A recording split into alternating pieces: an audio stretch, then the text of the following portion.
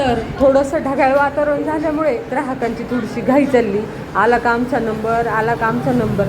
त्यामुळं आता ठरवलं आहे रोज 2 पायल्याच्या कुरड्या घालायच्या आणि 8-10 दिवसात सगळं उरकून घ्यायचं. त्यामुळं आज अक्षरशः 4 पायल्याचं वाटलं होतं.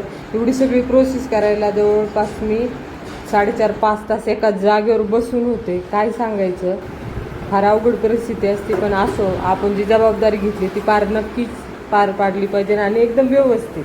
त्यामुळे आज 4 पायल्याचं वाटून घेतलं. आता रोज 2 पायल्याच्या कुरड्या घालायच्या. आज 2 पायल्याच्या आणि उद्या 2 पायल्याच्या अशा. आणि कुरड्या करतानाची गंमतच वेगळी असते म्हणायला.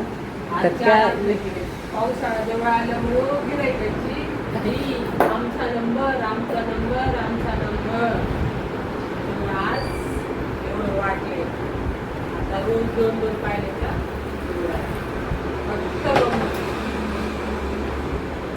आणि काय होतं, एवढी जागा 5 तास जागेवर बसल्यानंतर ती जागा सोडताना ना अगदी दुसरं काम डायरेक्ट नकोच वाटतं. असं रिलॅक्स राहावं वाटतं. पण नाही, ही जागा सोडायच्या आधीच इतकं मस्त फ्रेश व्हायचं ना, आपल्याला जे आवडतं.